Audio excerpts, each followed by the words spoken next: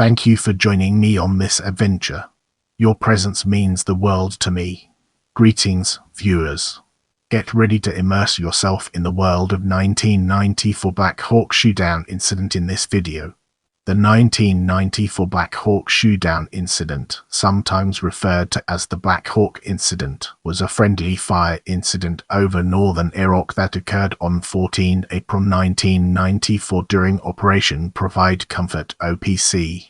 The pilots of two United States Air Force USAF F-15 fighter aircraft, operating under the control of a USAF airborne warning and control system AWACS aircraft, misidentified to United States Army UH-60 Black Hawk helicopters as Iraqi Mil Mi-24 Hind helicopters.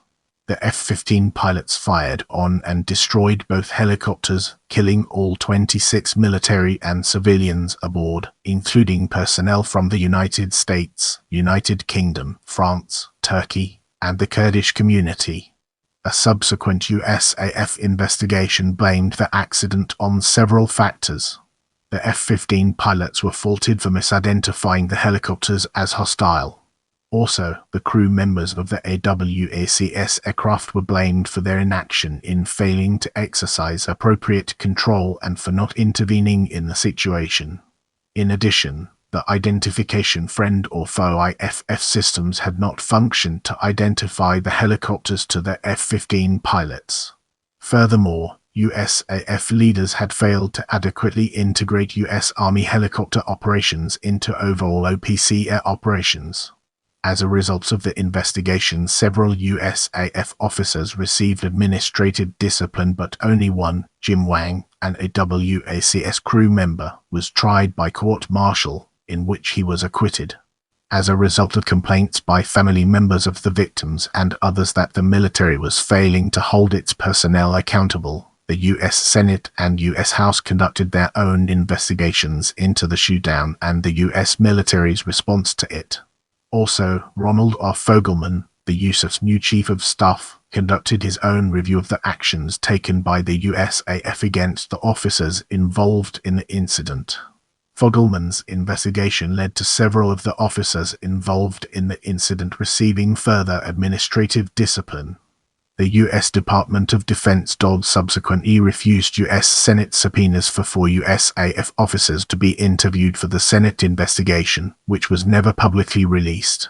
The U.S. House investigation, conducted in part by the Government Accountability Office (GAO), found that the military investigative and judicial systems had operated mostly as designed, but also noted that the DOD had refused access to key witnesses. Moving ahead, let's uncover the hidden gems within background and discover their significance. On April 1991, Iraq accepted United Nations UN ceasefire conditions and resolutions, thereby officially ending the Gulf War. This same day, a large multinational, multiple-agency humanitarian effort under the authority of UN Security Council Resolution No. 688 began to aid the approximately 500,000 Kurdish refugees who had fled from Iraqi military forces into the hills of northern Iraq. On 18 April 1991, John Shelkashvili took command of the US-led operation to ensure security for UN relief operations and the Kurdish refugees, called Operation Provide Comfort OPC. OPC took place in an area of northern Iraq above the 36th parallel. This area, approximately 160 by in size, was designated a no-fly security zone by UN coalition forces, enforced by a combined task force (CTF) of daily armed aircraft patrols from participating nations, including the United Kingdom, France, Turkey, and the United States. The United States Army was tasked with assisting civilian relief agencies to build communities and facilities for the Kurds in northern Iraq. Over the next 3 years, 27,000 fixed-wing and 1,400 helicopter coalition flights took place in the zone to support humanitarian operations without interference from Iraqi aircraft or other military units. In April 1994, OPC was co-commanded by USAF Brigadier General Jeffrey Pilkington. The OPC Combined Air Forces were commanded by Colonel Curtis H. Emery, USAF. Colonel Douglas J. Richardson, USAF, was the Director of Operations for the Combined Air Forces. Now, we shift our focus to incident, a topic that deserves our attention. On 14 April 1994, at 7:36 local time, a USAF E-3 AWACS aircraft from the 3rd Airborne Air Control Squadron based at Tinker Air Force Base, Oklahoma departed in Sirlik Air Base AB, Turkey in support of OPC. The AWACS, with its 19-member crew under the mission crew command of Major Lawrence Tracy, was to provide airborne threat warning and air control for all OPC aircraft during its time aloft. The AWACS crew reported on station at its assigned surveillance orbit altitude of 32,000 foot located inside Turkey just north of the northern border of Iraq at 8:45. The weather that day was fair and clear over northern Iraq. At 8:22, two U.S. Army UH-60 Black Hawk helicopters from the 6th Battalion, 159th Aviation Regiment based in Giebelstadt, Germany, called Eagle Flight, departed Diyarbakir, near Perinik Air Base, Turkey, headed for the OPC Military Coordination Center MCC located 150 miles away in Iraq. Both helicopters were fitted with external 230 USAF fuel tanks on sponsons mounted beside each side door, with each tank emblazoned with large American flags. In addition to the flags on the fuel tanks, each helicopter was marked with American flags on each side door, on the nose, and on the belly. The lead Black Hawk was piloted by U.S. Army Captain Patrick McKenna, commander of the Eagle Flight Detachment of 6 helicopters. At 9:21, the Black Hawks reported their entry into the no-fly zone by radio on the en route frequency to the AWACS en route controller, Lieutenant Joseph Halty, and then landed 6 minutes later at the MCC. Halty and his superior officer, Captain Jim Wang, the AWACS senior director, added friendly helicopter tags to their radar scopes, noted that both helicopters were displaying identification friend or foe IFF mode I and mode II signals, and then suspended the radar symbols after the Black Hawks disappeared from their scopes upon landing at the MCC at 9:24. Although the helicopters were squawking, signaling the wrong IFF mode I code for the no-fly zone called the Tactical Area of Responsibility or TAOR, neither Wang nor Halty informed the Black Hawk pilots of that. Both helicopters, however, were squawking the correct mode II codes. Wang and Halty also neglected to direct the Black Hawks to begin using the TAOR radio frequency instead of their en route frequency.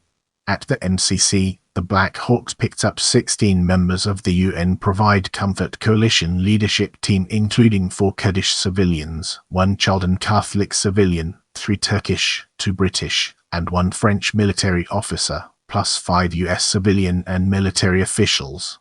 At 9:54, the helicopters departed the MCC for Erbil, Iraq, a distance of 120 miles. The Black Hawks reported their departure, flight route, and destinations by radio, which was acknowledged by Halty. Halty then reinitiated the friendly helicopter track on his scope. 2 of the Black Hawk passengers were Colonel Jerry Thompson, U.S. Army, commander of the MCC, and his replacement, Colonel Richard Mulhern, U.S. Army. At Erbil and later at Salah ad-Din, Iraq, Thompson planned to introduce Mulhern to 2 prominent Kurdish leaders, Masoud Barzani and Jalal Talabani, as well as to UN representatives. Halty placed tags on his radar screen to show the 2 Black Hawks track and notified Wang of the helicopter's movement.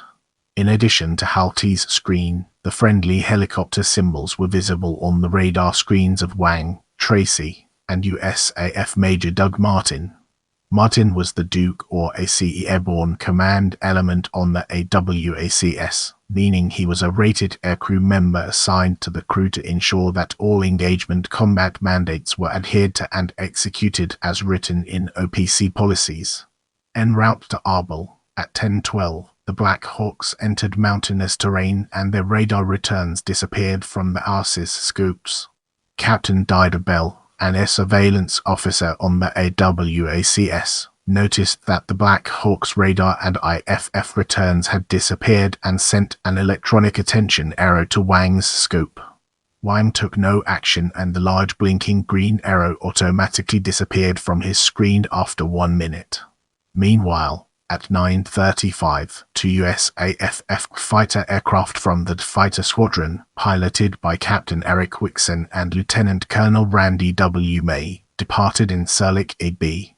Their mission was to perform an initial fighter sweep of the TAOR to clear the area of any hostile aircraft prior to the entry of coalition forces.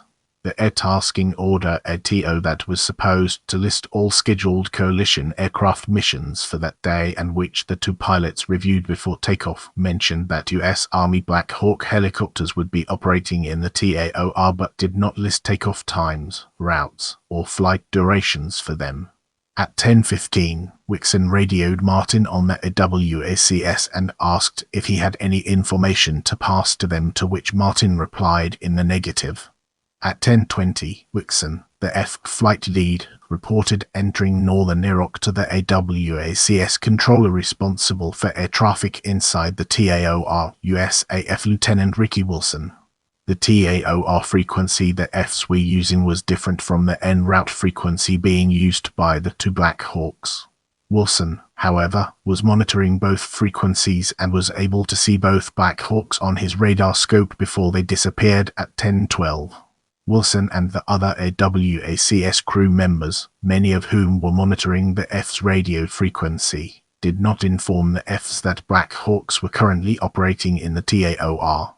At 10:21, Wilson, believing the Black Hawks had landed again, asked Wang if he could drop the friendly helicopter symbols from the AWACS scopes, and Wang approved the request. An AWACS crew instructor, Captain Mark Cathy, who was on the mission to assist the AWACS crew and supervise Wilson on this, his first mission into the TAOR, had retired to the back of the airplane at 10 to take a nap. At 10:22, Wixon, flying at 27,000 ft, reported a radar contact on a low-flying, slow-moving aircraft 40 miles southeast of his current position.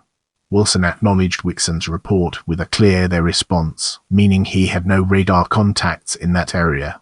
Unknown to the two F-15 pilots, the unidentified aircraft were the two U.S. Army Black Hawks.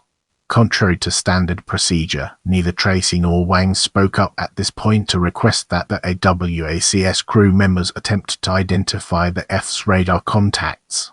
Both F-15 pilots then electronically interrogated the radar target with their onboard IFF systems across two different modes, Mode I and Mode 4. Their IFF systems responded negatively to the attempt to identify the contact on Mode I. The Mode IV momentarily gave a positive response, but thereafter responded negatively and the Fs moved to intercept the unidentified aircraft. Intermittent IFF Mode I and Mode II returns from the Black Hawks now began to show on Wilson's and other AWACS crew members' scopes, and friendly helicopter symbols reappeared on Wang's scope. After closing to 20 miles of the radar contacts, at 10:25 the Fs again reported the contact to the AWACS, and Wilson this time responded that he now had a radar contact at that reported location. Although the Black Hawk intermittent radar and now steady IFF returns on the AWACS scopes were in the same location as the unidentified contacts being tracked by the Fs, none of the AWACS controllers advised Wixon or May that the contacts they were tracking might be friendly helicopters. The two Fs now initiated a visual identification VID pass of the contact. The VID pass entailed violating one of AWACS rules of engagement, which prohibited fighter aircraft from operating below 10,000 foot above the ground. At this time the two Black Hawks had entered a deep valley and were cruising at a speed of 130 kn, about 200 foot above the ground. Wixon's VID pass was conducted at a speed of about 450 kn, 500 foot above and 1,000 foot to the left of the helicopters. At 10:28 Wixon reported tally to Hinds and then passed the two Black Hawks. Hind is the NATO designation for the Mil Mi-24 helicopter, a helicopter that the Iraqi and Syrian militaries operated and was usually configured with armament on small, side-mounted wings. Wilson responded with copy, Hind, and asked Wang, "Sir, are you listening to this?" Wang responded, affirmative, but offered no further guidance or comments. May then conducted his own VID pass about 1,500 foot above the helicopters and reported, "Tally 2." May later stated to a USAF accident investigation board that his tally to call meant that he saw 2 helicopters but did not mean that he was confirming Wixon's identification of them as Hind's. Neither F-15 pilot had been informed that U.S. Army Black Hawks participating in OPC often carried auxiliary fuel tanks mounted on wings, nor had either been instructed in the paint scheme that Iraqi Hind helicopters used, light brown and desert tan, which was different from the dark green color used by the Black Hawks. Wixon later said, "I had no doubt when I looked at him that he was a Hind. The Black Hawk did not even cross my mind." Following their VID passes, Wixon and May circled back behind the helicopters approximately 10 miles. Because aircraft from various nations sometimes operated unannounced in the northern Iraq area, the OPC rules of engagement required the F-15 pilots to attempt to verify the nationality of the helicopters. Instead, at 10:28, Wixon notified the AWACS that he and May were engaged and instructed May to arm hot. At 10:30, Wixon fired an AIM-120 AMRAAM missile at the trail helicopter from a range of about 40. The missile hit and destroyed the trailing helicopter 7 seconds later. In response, the lead Black Hawk, piloted by McKenna, immediately turned left and dived for lower altitude in an apparent attempt to evade the unexpected attack. About 20 seconds later, May fired an AIM-9 Sidewinder missile at the lead helicopter from a range of about 1.5 mi, hitting and shooting it down also about 1.2 miles northeast of the trail helicopter. All 26 people on board the 2 Black Hawks were killed. After flying over the wreckage of the 2 helicopters lying burning on the ground, May radioed Wixon, "Stick a fork in them, they're done." In this section, we'll be deep diving into a force accident investigation, unraveling its complexities and uncovering valuable insights. By 1:15 local time, Kurdish civilians notified the MCC they had witnessed the 2 Black Hawks being shot down 40 miles north of Erbil and that there were no survivors. The news was quickly picked up by the media and broadcast by CNN. Within hours, U.S. President Bill Clinton was briefed on the shootdown and called the heads of government of the United Kingdom and France, John Major and Francois Mitterrand, to express regret and sympathy for the deaths of their citizens in the incident. Clinton appeared a few hours later in a televised news conference in which he said he had directed the U.S. Department of Defense to lead an inquiry into the accident. Clinton further stated, "We will get the facts, and we will make them available to the American people and to the people of Britain, France, and Turkey, our partners in Operation Provide Comfort." General Robert Celsius, AWACS, USAF, Commander of United States Air Forces in Europe, immediately appointed an Air Force Regulation AFR 110-14 Accident Investigation Board composed of a board president, 11 board members from the USAF and US Army, 3 associate members from France, Turkey, and the United Kingdom, 4 legal advisors, and 13 technical advisors. The board president was Major General James G. Andrus, USAF. An AFR 110-14 investigation's findings are publicly released and the testimony of witnesses in the investigation can be used against them in military disciplinary proceedings. For this reason, after serious mishaps, the USAF usually also conducts a separate safety investigation, in which the results are not publicly released and witness testimony is immune from prosecution. In this case, however, for unknown reasons, the USAF decided not to conduct a safety investigation. After interviewing 137 witnesses and conducting numerous tests, the 27-volume, 3,630-page AFR 110-14 investigation report was publicly released on 13 July 1994, although some reports' details had been leaked to the media by unknown defense officials 2 weeks earlier. The board made 7 general findings about what they believed caused the shootdown to occur. 1. Wixon misidentified the Black Hawk helicopters and May failed to notify Wixon that he had been unable to confirm the identity of the helicopters. 2. The IFF transponders on the Fs and the Black Hawks did not operate correctly for unknown reasons. 3. Misunderstandings existed throughout the OPC forces as to how coalition air operations procedures and responsibilities applied to MCC helicopter operations. 4. The AWACS crew commander, Lawrence Tracy, was not currently qualified in accordance with USAF regulations, and he and the other AWACS crew members committed mistakes. 5. OPC personnel in general were not properly trained in the rules of engagement for the Northern Iraq no-fly zone. 6. The Black Hawks were not equipped with more modern radios which would have allowed them to communicate with the Fs. 7. The shootdown was caused by a chain of events which began with the breakdown of clear guidance from the Provide Comfort Combined Task Force to its component organizations.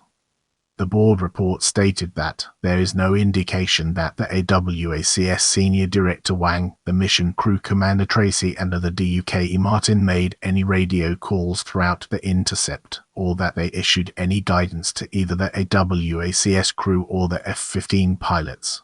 Although the OPCROE did task the AWACS with controlling and monitoring helicopter operations in the TAOR, the board found that the AWACS crew believed they had no responsibility for controlling U.S. Army Black Hawks or ensuring that other coalition aircraft were aware of Black Hawks operating in the TAOR. When questioned by board investigators as to who was responsible for tracking the helicopters, Tracy said, "I cannot tell you that. I honestly don't know." When Wang was asked the same question by the investigators, he replied, "No one is responsible." When the investigators asked Martin what action he took when the Fs called a visual identification on 2 Hind helicopters, Martin stated, "I did nothing." The board found that combined OPC forces, led by Pilkington, Amory, Richardson, and other USAF officers, had failed to integrate helicopters into aircraft operations in the TAOR. An Eagle flight officer later testified he had been told by the Chief of Staff, a USAF officer, that the Army Black Hawk unit was not considered to be part of OPC. Thus, the CTF staff, under the direction of Colonel James Rusty O'Brien, USAF, had not tried to coordinate the U.S. Army Black Hawk missions into the Daliatos. In fact, neither O'Brien nor his predecessors had established any type of procedure for communicating information on Black Hawk missions to the Combined Forces Air Component CFAC. The MCC commander, Colonel Thompson, had personally called O'Brien on the night of 13 April to tell him about the next day's Black Hawk mission into northern Iraq, a mission specifically and personally approved by Pilkington earlier that day. O'Brien or his staff apparently did not attempt to communicate specific information on this mission to the AWACS or F-15 fighter units at Incirlik, the CFAC, the ground-based mission director, or to the Duke on board the AWACS. For reasons that USAF officers were unable to explain, 2 versions of each day's ATO were published, one for the USAF units at Incirlik and another for the Eagle Flight unit at Perinklek. The ATO version sent to Eagle Flight, for unknown reasons, gave a wrong IFF mode I code for the TAOR. Although Army Black Hawks had been operating for almost 2 years in the TAOR while squawking a wrong code and observed doing so by numerous AWACS crews, no one ever told them they were using a wrong code. On the day of the shootdown, the Fs had interrogated the Black Hawks on 2 different IFF modes, Mode I and Mode 4. The first responded negatively because the Black Hawks were squawking the wrong code. The second mode responded negatively for technical reasons the investigation was unable to conclusively determine. The board did not investigate whether any USAF institutional factors, such as a lack of crew resource management training for the involved aircrews, might have been a factor. Also, the board did not attempt to determine if Wixon and May had violated any of the existing OPC rules of engagement as defined by the ATO or other written instructions. The United States Secretary of Defense, William Perry, later summarized the errors, omissions, and failures contributing to the accident as the F-15 pilots misidentified the Black Hawks, the AWACS crew failed to intervene, Eagle Flight and their operations were not integrated into the task force, and the IFF systems failed. General Shalikashvili, now serving as chairman of the Joint Chiefs of Staff, added, there were a shocking number of instances where people failed to do their job properly. Now, let's shift our perspective and explore actions taken through a fresh lens, unlocking new perspectives. On September 1994, the DOD announced the actions it would take in response to the investigation's findings. May was charged with 26 counts of negligent homicide by military legal authorities. Martin, Tracy, Wang, Haltley, and Wilson were charged with dereliction of duty. All of those charged faced an Article 32 hearing in which it would be decided if they should be tried by court-martial or the matter disposed of otherwise. Martin, Tracy, Wang, Haltley, and Wilson faced a joint Article 32 hearing while May's hearing was separate. Wixon was not charged. Although not explicitly stated by USAF leaders, it appears Wixon was not charged but May was because Wixon had testified that he was sure of his identification of the two Black Hawks as hostile Hinds, while May had stated that he was not sure of Wixon's identification but had allowed the engagement to proceed anyway. Martin and Haltley waived their right to an Article 32 hearing, meaning their cases could move immediately to court-martial or administrative action. Wixon was given immunity by USAF Lieutenant General Eugene Suntarelli, commander of the 17th Air Force, to testify at the hearings. The AWACS crew members' hearing, which began on 19 October 1994 at Tinker Air Force Base, Oklahoma, was an open hearing and presided over by Colonel William Colwell, USAF, under the legal jurisdiction of Lieutenant General Stephen Croker, USAF, commander of the 8th Air Force. May's hearing, beginning on in November 1994 at Sembeck Air Base, Germany, was a closed hearing and presided over by Colonel Edward M. Starr, USAF, under the legal jurisdiction of Suntarelli. Pilkington, Emery, Richardson, and O'Brien declined requests to testify at either hearing. On 17 November 1994, the USAF announced that Colwell had recommended to Croker that Wang face court-martial and that Haltley receive non-judicial administrative action on the dereliction of duty charges.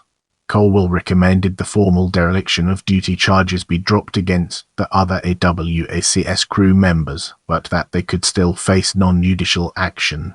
Croker accepted Colwell's recommendation and ordered Wang to face court-martial and dismissed the criminal charges against the other AWACS crew members except Haltley, who was offered Article 15 action. At his hearing, May changed his testimony from what he gave to the Accident Investigation Board, stating that he had positively identified the two helicopters as Iraqi Hinds. Brigadier General John R. Gallagher, an F-15 pilot and Wixon's and May's wing commander 52nd Fighter Wing and Regimental Court-Martial 303 inquiry officer, said he found May's errors in the shootdown reasonable. Starr recommended the charges against May be dropped, stating that he found May's testimony believable.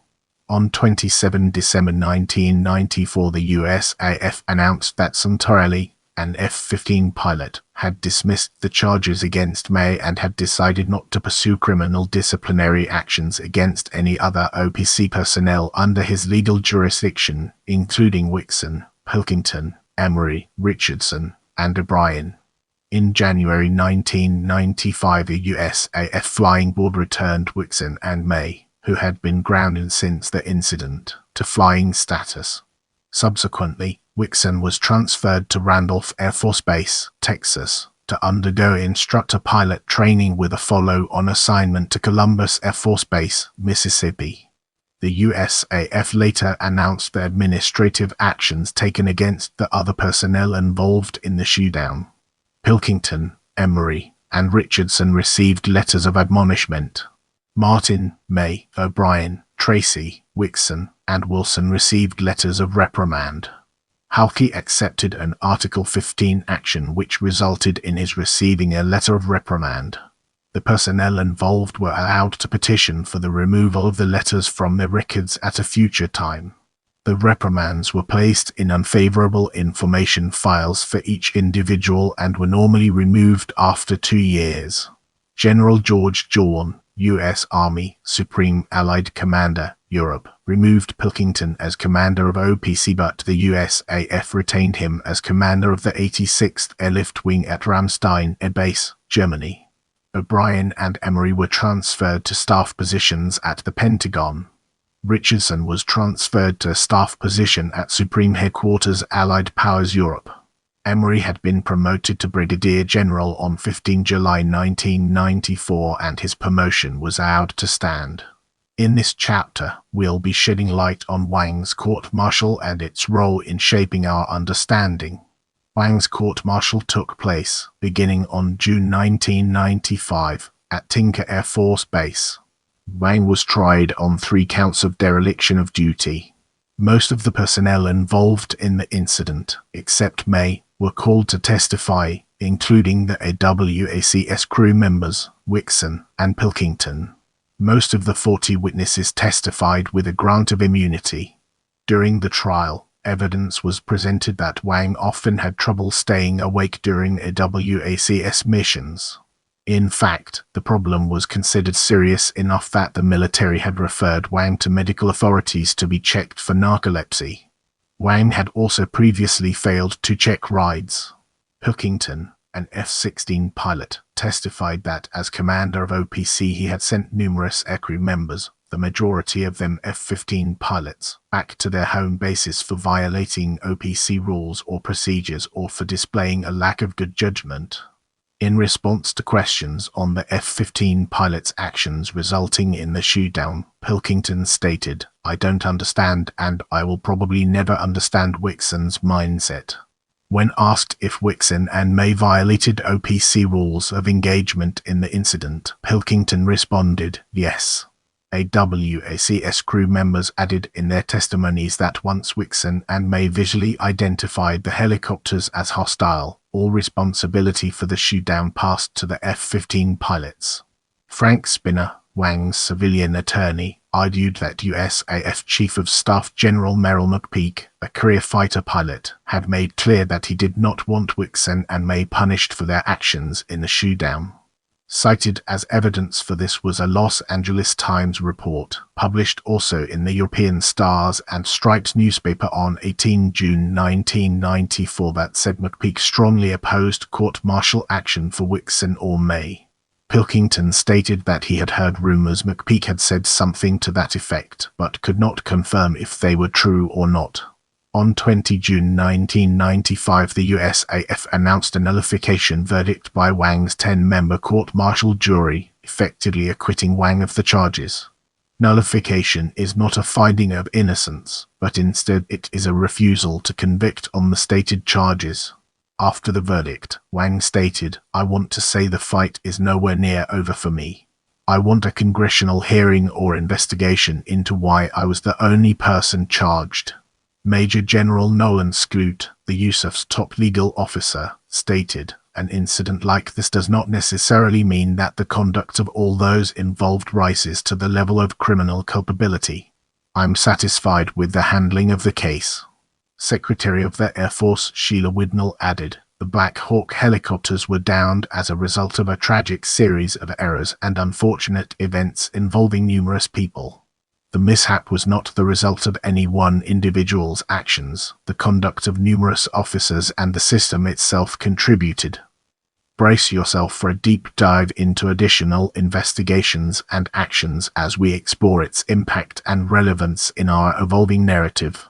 On 17 July 1995, U.S. Senator William Roth, chairman of the Permanent Subcommittee on Investigations, authorized a Senate investigation into the incident, primarily in response to complaints from family members of the shootdown victims that it appeared the U.S. military was not holding anyone seriously accountable for the shootdown. Also in response to complaints about the DOD's response to the incident, the U.S. House of Representatives Armed Services Subcommittee on Military Personnel scheduled a hearing on the incident for August 1995 to examine the accident investigation and the judicial actions that followed.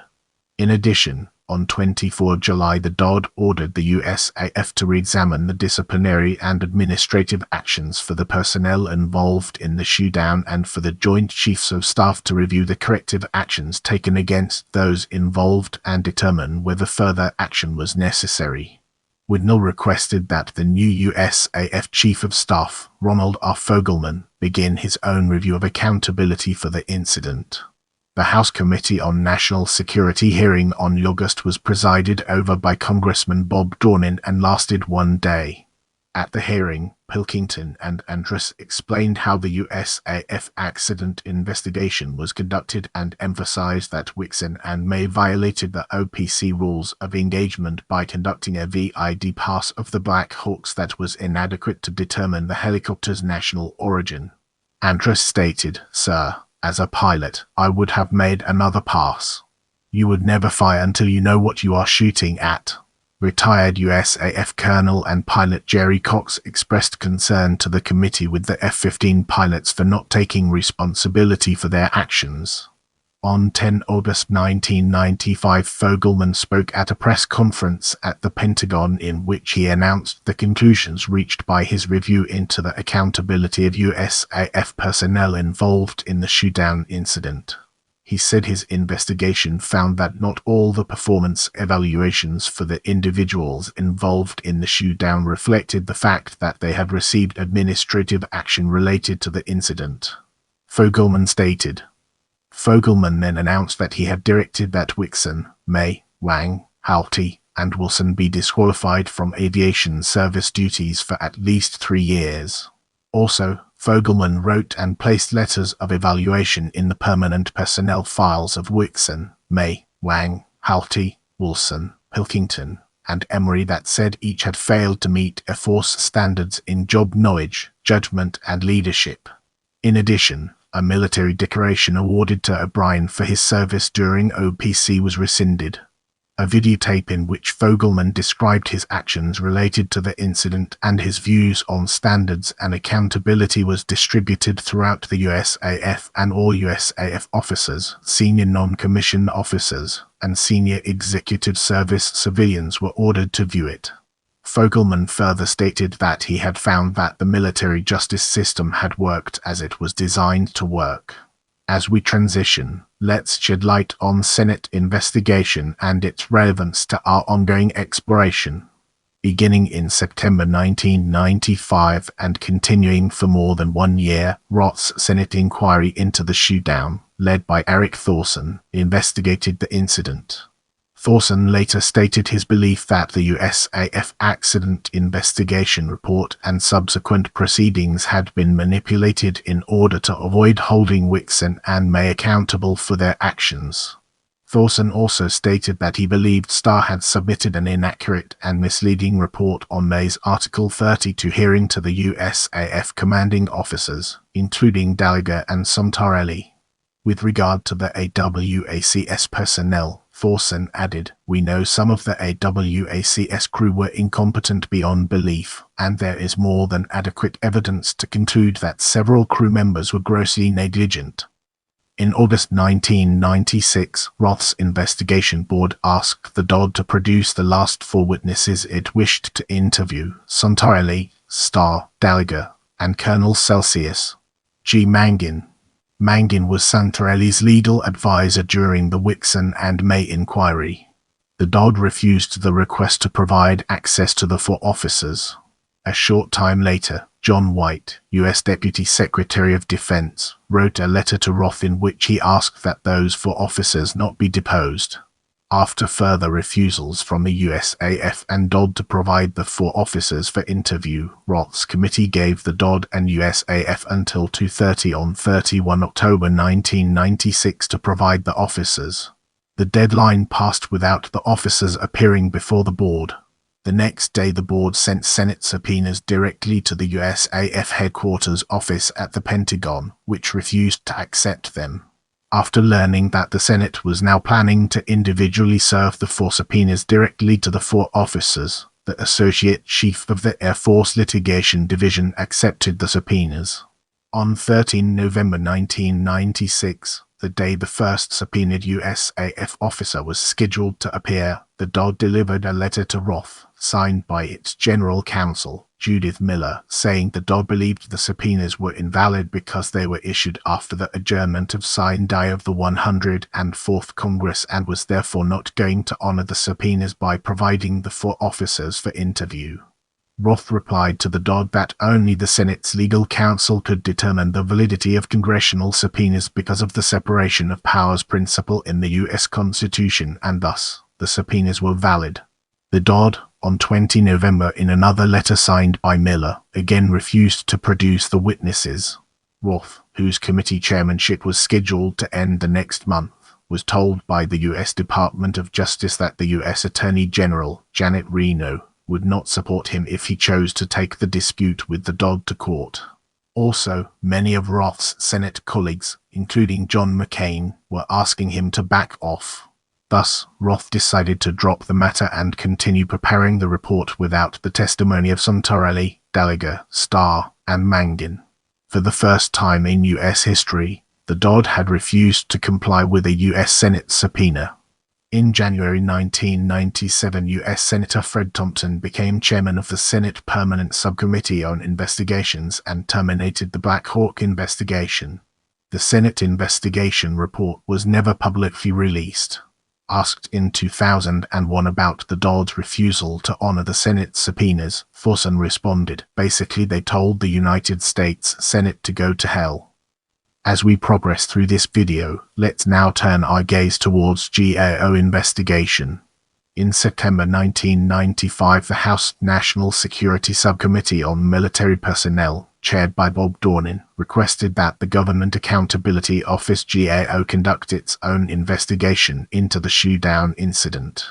Specifically, the GAO was asked to determine if the USAF Accident Investigation Board had met its objectives, if the subsequent military justice investigations had followed established guidelines, and if the DOD and the USAF had improperly or unlawfully influenced these investigations. The GAO released its investigation report on 12 November 1997. The investigation determined that the USAF accident investigation was properly convened and met its assigned objectives. The GAO report, however, found that the USAF investigation had failed to note that Wixon and May neglected to report their contact with unidentified aircraft to the Duke Martin aboard the AWACS as required by the ROE. Furthermore, the USAF investigation report incorrectly stated that Martin had no authority to terminate the engagement when, in fact, he did. The GAO report added that the failure of Wixon and May to report their contact to Martin was indicative of a well-known, general lack of discipline among F-15 aircrews involved in OPC, and this was not discussed in the USAF report. The GAO investigation also uncovered evidence that a rivalry between F-15 and F-16 pilots may have contributed to Wixon's and May's urgency to engage hostile aircraft, but was not discussed in the USAF investigation. During the GAO's investigation, USAF OPC officers confirmed that the rivalry between the F-15 and F-16 communities was particularly pronounced and intense, partly due to the fact that F-16 aircraft had scored all the air-to-air combat kills in Iraq and Bosnia since the end of the Gulf War. Pilkington stated to the GAO that the shootdown pilot's haste was due in part to the planned entry of 2 Fs into the TAOR 10 to 15 minutes after the Fs, and that if the F-15 pilots had involved the chain of command, the pace would have slowed down, ruining the pilot's chances for a shootdown.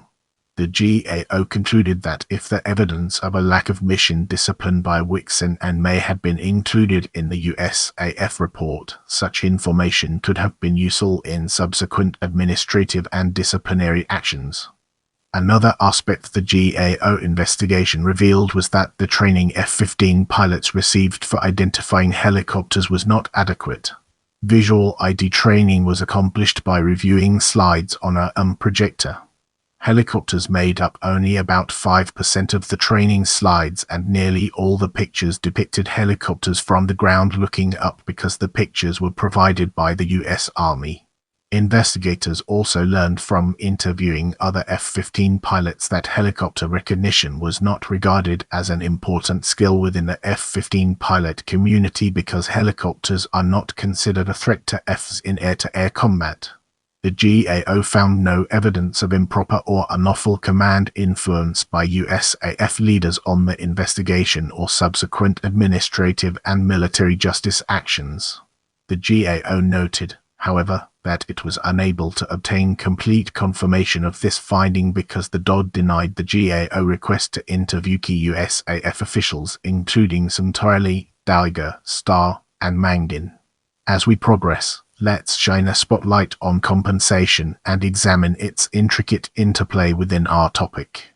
On 26 August 1994, the U.S. Department of Defense announced that it would pay us ex gratia in compensation to the families of each of the non-US personnel killed in the incident. At this time, the U.S. government did not offer compensation to the families of the U.S. victims, citing the FAIR's precedent, which prevents lawsuits against the U.S. from injured service members or families of personnel killed due to military negligence. This was the first time the U.S. had offered compensation to the victims of a friendly fire incident. In 1998, Congressman Marshal Smith, chairman of the Subcommittee on Immigration and Claims, held hearings on the compensation issue. He questioned the DOD representatives as to why compensation had not also been offered to the U.S. family members. In November 1999, the U.S. Congress passed legislation authorizing payment of compensation to the families of the American Black Hawk victims. Prepare yourself for an in-depth analysis of aftermath in this section.